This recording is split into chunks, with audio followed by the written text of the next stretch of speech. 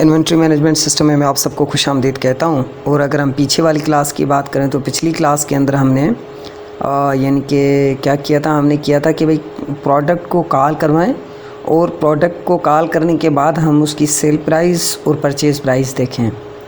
आज की क्लास के अंदर हम कुछ इस तरीके से करने वाले हैं कि भाई हम जो है अगर सेल प्राइस भी हम देख लेते हैं और परचेज़ प्राइस भी देख लेते हैं तो हम उस प्रोडक्ट की क्वांटिटी किस तरीके से यानी कि हम उसमें ऐड करेंगे, क्योंकि अब हम हैं सेल फॉर्म पर, हम सेल करना चाहते हैं अपने प्रोडक्ट को। तो किस तरीके से आप अगर अपने आपका दुकान है, आपका शॉप है या कहीं पर भी आप काम करते हैं या इन सपोज़ करें कि आप जो है आपकी एक कंपनी है और उस कंपनी में ये सॉफ्टवेयर जो है आप चलाना चाहते हैं, तो किस तरीके से आप यानी कि अपने प्रोडक्ट की क्वांटिटी ऐड करेंगे। पिछली क्लासेस के अंदर मैंने आप लोगों को बताया हुआ है कि भाई क्वांटिटी किस तरीके से ऐड करनी है। अब क्वांटिटी जब हम ऐड करेंगे तो हमारा टोटल और सब टोटल निकलेगा और उस टोटल और सब टोटल में से हम अपना जो अमाउंट है वो काटेंगे और फिर उस तरीके से काम करेंगे जिस तरीके से हमने परचेज़ फॉर्म के अंदर काम किया था। थोड़ा सा हम वेट कर लेते हैं ताकि जो कि हमारा सॉफ्टवेयर है वो थोड़ा सा, मैंने बताया आप लोगों को कि भाई फ़र्स्ट टाइम जब वो ये रन होता है तो थोड़ा सा टाइम लेता है। और अनफॉर्चुनेटली इस बार हुआ क्या है कि मैं पहले उसको चला लेता हूँ, फिर उसके बाद जो है वीडियो रिकॉर्ड करना स्टार्ट कर देता हूँ। तो इस बार मैंने ऐसा किया नहीं, तो इसलिए वो थोड़ा सा टाइम जो है हमारा लग रहा है इसके अंदर, क्योंकि प्रोग्रामिंग है, प्रोग्रामिंग के अंदर टाइम तो लगता है। ऐसा तो बिल्कुल नहीं होता कि भाई आप जल्दी में ही अपना यानी कि काम कर लें, क्योंकि इसके अंदर प्रोग्रामिंग के अंदर जब तक हम टाइम नहीं लगेगा तब तक प्रोग्रामिंग हमारी जो है यानी कि जो हमारा प्रोग्राम है वो सही नहीं होगा। तो हम कुछ इस तरीके से करने वाले हैं कि भाई हमने ABC प्रोडक्ट को सेट किया और इसकी सेल प्राइस है 160 में हमने जो है हमने परचेज़ किया था। 170 जो है इसकी सेल प्राइस है। और अगर मैं यहाँ पर क्वांटिटी लिख लेता हूँ 10, तो यहाँ पर जो है उसका सब टोटल आना चाहिए। ठीक है, कुछ इस तरीके से हम काम करने वाले हैं और मैंने आप लोगों को पिछली क्लासेस के अंदर ये सारी चीज़ें बताई हुई हैं। तो हम सबसे पहले क्या करते हैं, अपने प्रोग्राम को क्लोज़ करते हैं और हम अपना कोड करना शुरू कर देते हैं। कोड से पहले हम क्या करेंगे, इस पर राइट क्लिक करेंगे और राइट क्लिक करने के बाद प्रॉपर्टी में से इसका नाम जो है वो हम चेंज करने वाले हैं। ये चीज़ जो है हम थोड़ा सा देखेंगे कि किस तरीके से हम इसका नाम जो है वो चेंज करेंगे। तो प्रॉपर्टी में हम आ जाएंगे और प्रॉपर्टी में आने के बाद यहाँ पर ये जो प्रॉपर्टी है, मैंने आप लोगों को क्लासेस के अंदर बताता हुआ आ रहा हूँ कि भाई नाम अगर हम चेंज करते हैं तो थोड़ा सा हमारे लिए जो है थोड़ा आसानी हो जाती है कि भाई हमें समझ में आ जाता है कि इस टेक्स्ट बॉक्स का नाम क्या है और कौन सी टेक्स्ट बॉक्स के ऊपर अभी हम करंटली काम कर रहे हैं। तो इसका नाम मैंने रख दिया TXT QTY, मतलब क्वांटिटी। ठीक है, पूरा कम्प्लीटली मैंने नहीं लिखा है।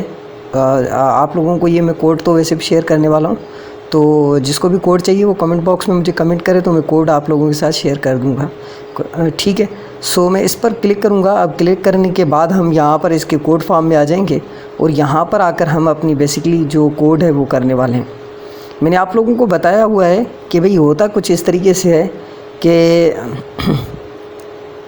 यहाँ पर हम सेल फॉर्म में आ जाते हैं।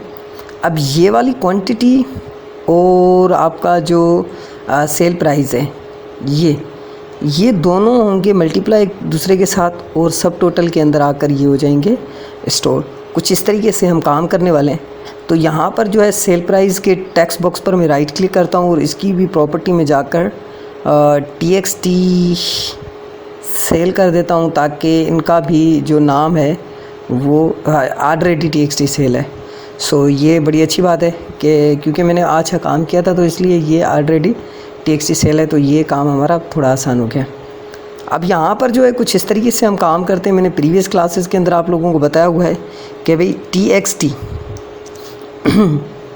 यहाँ पर मैं लिख लेता हूँ TXT क्वांटिटी डॉट टेक्स्ट, इसका जो टेक्स्ट है और वो इक्वल हो जाए। ठीक है, यहाँ पर जो है बराबर हो जाए, बराबर नहीं करते हम इसको करेंगे मल्टीप्लाई हो जाए TXT जो हमारी टेक्स्ट सेल है इससे। ठीक है, इस तरीके से टेक्स्ट सेल डॉट TXT यहाँ पर इस तरीके से हम कर लेते हैं।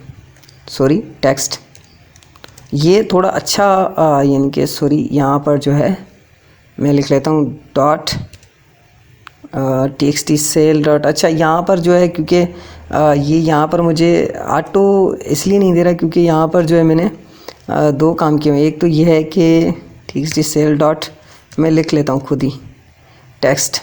अब यहाँ पर इसलिए ऑटो नहीं दे रहा क्योंकि मैंने यहाँ पर मल्टीप्लाई की एक तो सिंबल यूज़ की हुई है, तो इनके लिए मुझे ब्रैकेट्स का इस्तेमाल करना पड़ेगा। यहाँ पर टी जो है वो कैपिटल देनी होती है, यहाँ पर दे देंगे।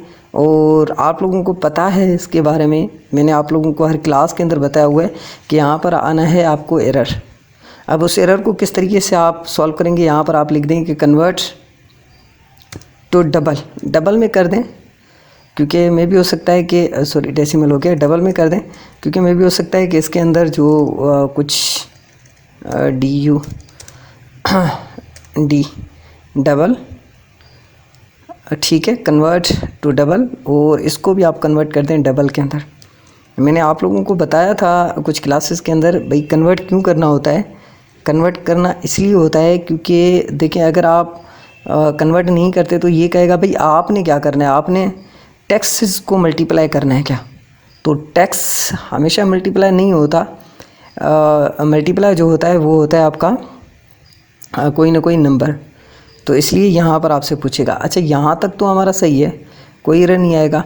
अच्छा यहाँ पर एरर जो है ओवरलोडेड का एरर आ रहा है, तो चलो ठीक है, कोई मसला नहीं है। यहाँ पर एक एरर भी आएगा आपके सामने, वैसे भी आएगा। तो इसको किस तरीके से आपने सॉल्व करना है, आपने यहाँ पर करना है अच्छा यहाँ पर जो है हम सेल के फॉर्म में आ जाते हैं और हम पहले मालूम कर लेते हैं कि हमारा सब टोटल जिसके अंदर हमारी वैल्यू आनी है, इस राइट क्लिक करके इसकी प्रॉपर्टी में टेक्स्ट का नाम क्या है, टेक्स्ट बॉक्स का नाम क्या है। तो टेक्स्ट बॉक्स का नाम है टेक्स्ट बॉक्स 1, तो इसको आपने हटा देना है और यहाँ पर लिखना है txt सब टी टोटल लिख लेते हैं, सब टोटल txt सब टोटल TOTAL सब टोटल, ठीक है, इस टेक्स्ट बॉक्स का नाम। अब मुझे क्या करना है, मुझे दोबारा से अपने कोड में जाना है और txt यहाँ पर मुझे लिखना है txt सब टोटल डॉट टेक्स्ट के अंदर ये वैल्यू जो है इंसर्ट करानी है। अच्छा ये वैल्यू जैसे मैं इसके अंदर इंसर्ट कराऊंगा तो यहाँ पर जो है मुझे एक एरर आएगा। तो इसके लिए मुझे क्या करना पड़ेगा, यहाँ पर जो है मैं कर लेता हूँ इसको ब्रैकेट में क्लोज, और यहाँ पर भी जो है एक ब्रैकेट लगा लेता हूँ और यहाँ पर कर लेता हूँ टो स्ट्रिंग। अब देखते हैं क्या एरर हमारा ख़त्म होता है या नहीं होता। ये एक सॉल्यूशन होता है, मैंने आप लोगों को क्लासेस के अंदर बताया हुआ है, शायद आप सबको यानी कि इसका तो इल्म होगा। तो इससे क्या होगा, इससे ये होगा कि हमारी सब टोटल के अंदर वैल्यू जो है वो आ जाएगी। अब देखते हैं हम कि हमारा प्रोग्राम जो है वो सही काम कर रहा है या नहीं कर रहा।